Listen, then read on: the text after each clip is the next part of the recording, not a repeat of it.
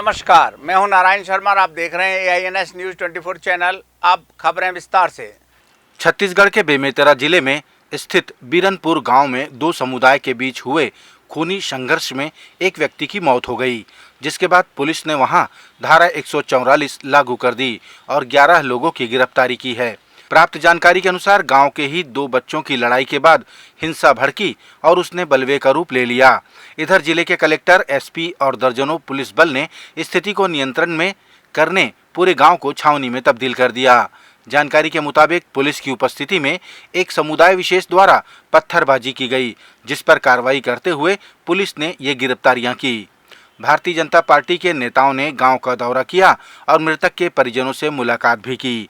इधर विश्व हिंदू परिषद ने सोमवार को इस घटना के विरोध में छत्तीसगढ़ बंद का ऐलान भी किया। दिन दहाड़े एक 22 वर्षीय युवक भुवनेश्वर साहू की हत्या बीरनपुर में हुई है। ये झकझोर देने वाला है, ये अत्यंत हृदय विदारक घटना है। जिस प्रकार से अभी थोड़े दिन पहले ही सुकमा से एक वीडियो जारी करके गाली गलौज की गई, अभद्रता की गई, लगातार इस प्रकार की घटनाएं बढ़ रही है और भूपेश बघेल जी के संरक्षण में इस प्रकार की घटनाएं हो रही है। छत्तीसगढ़ को तालिबान बनाने का प्रयास हो रहा है। छत्तीसगढ़ का कोई भी नौजवान छत्तीसगढ़ को तालिबान नहीं बनने देगा।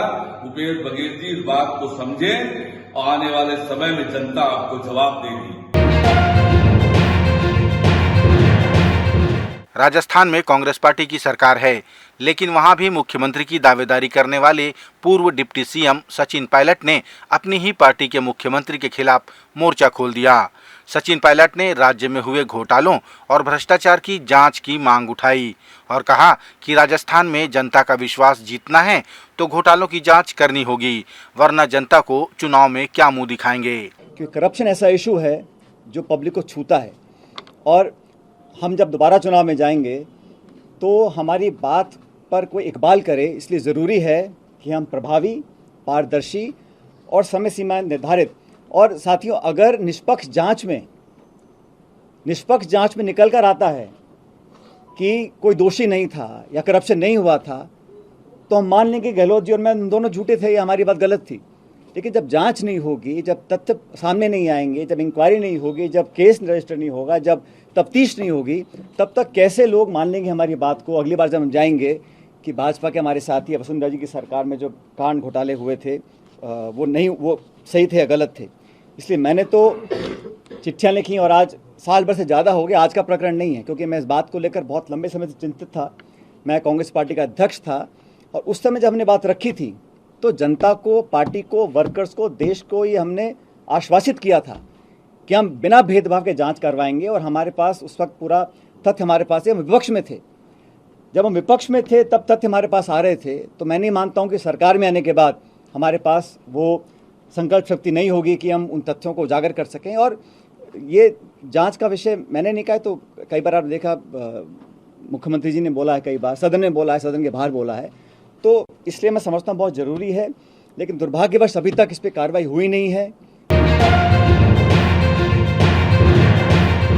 छत्तीसगढ़ में सरकार द्वारा दिया जा रहा बेरोजगारी भत्ता युवाओं की मांग के आगे तुच्छ साबित हुआ।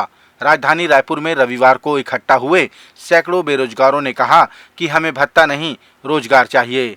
बेरोजगारों ने बूढ़ा तालाब धरना स्थल में रैली की और अपनी आवाज बुलंद की।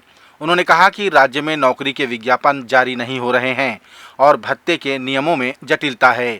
बेरोजगारों ने आरोप लगाया कि लाखों की संख्या में पद रिक्त हैं, लेकिन आरक्षण के लंबित होने का हवाला देकर सरकार ने भर्तियां ही रोक रखी हैं। प्रदर्शन के दौरान बेरोजगारों और पुलिस बल के साथ धक्का मुक्की भी हुई। पुलिस ने हल्का लाठीचार्ज भी किया।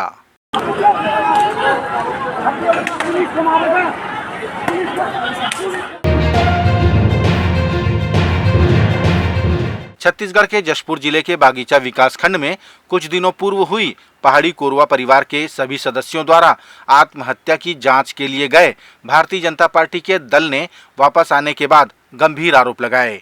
नेता प्रतिपक्ष नारायण चंदेल ने बताया कि जशपुर के जिस क्षेत्र की ये घटना है, वहां किसी का भी जॉब कार्ड नहीं बना। 2 महीनों से PDS का राशन भी वितरित नहीं हुआ। साथ ही केंद्र सरकार की प्रति व्यक्ति 5 किलो चावल देने की योजना का भी अता पता नहीं है। मृतक परिवार है, उनका जॉब कार्ड भी नहीं बना है। पिछले 2 माह से पूरे उस क्षेत्र में, उस गांव में राशन नहीं बटा है पीडीएस का। प्रधानमंत्री जो अन्न योजना है, जो 5 किलो चावल प्रति व्यक्ति को मिलना है, अनाज मिलना है, उसका आता पता नहीं है पूरे उस क्षेत्र में। हम लोगों ने गांव वालों से पूछा तो ये दुर्दशा है। जो विधानसभा में हम लोगों ने राशन घोटाला का मामला उठाया था, वो यही था कि पूरा राशन लोग डकार गए और उसके कारण ये सारी परिस्थिति बनी है। नेता प्रतिपक्ष नारायण चंदेल ने यह भी कहा कि घटना के बाद उस क्षेत्र में मुख्यमंत्री कार्यक्रम में गए थे, लेकिन दुर्भाग्य है कि आत्महत्या करने वालों के परिजनों से वे नहीं मिले और न ही संवेदना व्यक्त की। सबसे बड़ी बात तो यह है कि परसों मुख्यमंत्री जी गए और वहां जाने की फुर्सत नहीं मिली और एक शब्द उन्होंने संवेदना के उसी जसपुर में नहीं बोले। ज्यादातर अपराधों में मुख्य कारण कहीं न कहीं नशा होता है और नशे में अपराध किया जाना पाया जाता है। इसी नशे की कड़ी को तोड़ने और अपराधियों को नशे से निजात दिलाने बिलासपुर पुलिस ने निजात अभियान चलाया है। पिछले 2 महीने पहले ही जिले में शुरू किए गए इस अभियान को अच्छी सफलता मिली है। जिले के पुलिस अधीक्षक संतोष कुमार सिंह ने जानकारी दी कि 2 महीनों में 1303 लोगों को गिरफ्तार किया गया, जिसमें 228 को जेल भेजा गया है। उन्होंने बताया कि निजात अभियान के कारण आपराधिक मामलों में काफी कमी आई है। जिले में हम लोग निजात अभियान चला रहे हैं, जो एक अवैध नशा, ड्रग्स और नारकोटिक्स के खिलाफ कार्रवाई और जागरूकता अभियान है, जिसमें बड़ी संख्या में कार्रवाइयाँ की गई। आप देखें तो 1303 लोगों को इन सिर्फ 2 महीनों में जब से अभियान चलाया गया है उसमें गिरफ्तार किया गया है और लगभग 228 लोगों को जेल भी नॉन अवेलेबल सेक्शंस में भेजा गया।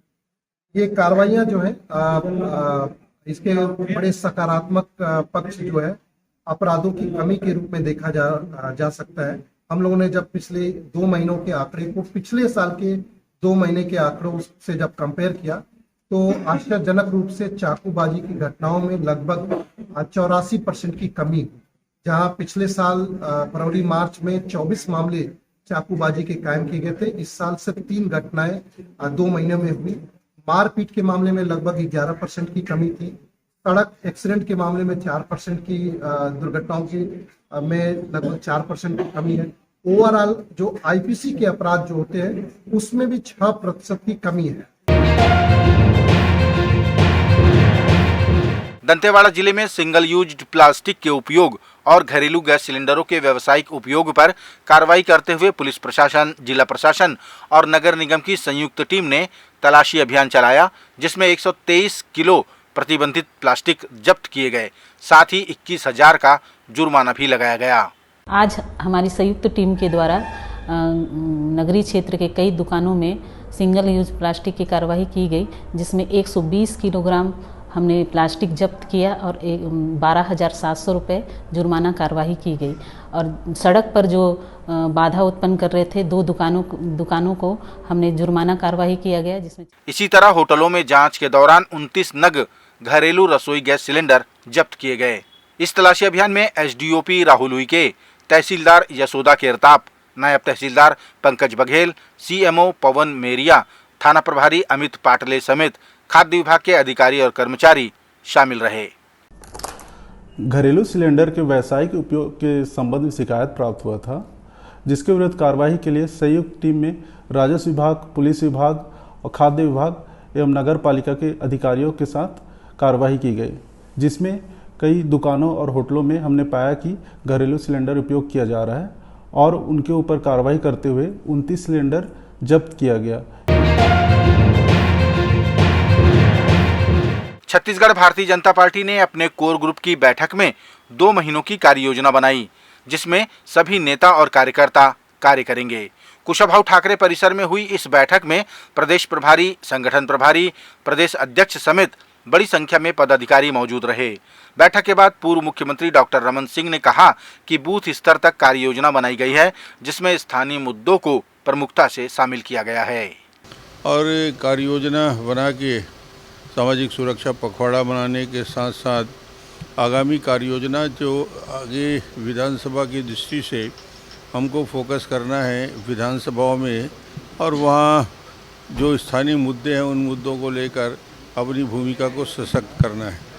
तो ये लगातार आने वाले समय में कार्य योजना बनी है और इसमें 2 महीने की कार्य योजना पर विचार हुआ है। छत्तीसगढ़ सफाई कर्मचारी कल्याण संघ ने अपने 13 और 14 अप्रैल के कार्यक्रम को लेकर एक बैठक की और रणनीति पर विचार विमर्श किया।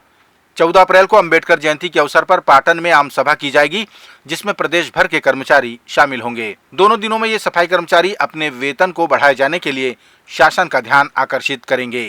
दिनांक 13 अप्रैल 2023 के होने वाला मंत्रालय महानदी बैठक के संबंध में चर्चा किया गया और आने वाले समय में 14 अप्रैल को खास करके पाटन में जो बाबा साहेब अम्बेडकर का जन्म जयंती का कार्यक्रम है, वहां एक आम सभा करने की तैयारी को लेकर बैठक की गई है, जिसमें मुख्यमंत्री, मंत्री, विधायकों को बुलाने का कार्यक्रम जोर शोर से चल रहे हैं। और हम सभी लोग आशा ही नहीं पूर्ण विश्वास कर रहे हैं कि माननीय मुख्यमंत्री को हम लोग आमंत्रण कार्ड देंगे और जनप्रतिनिधियों को। तो इस कार्यक्रम को सफल बनाने के लिए आज जोर शोर से बैठक रखा गया है, खास करके पाटन में अंबेडकर जयंती की तैयारी को लेकर के।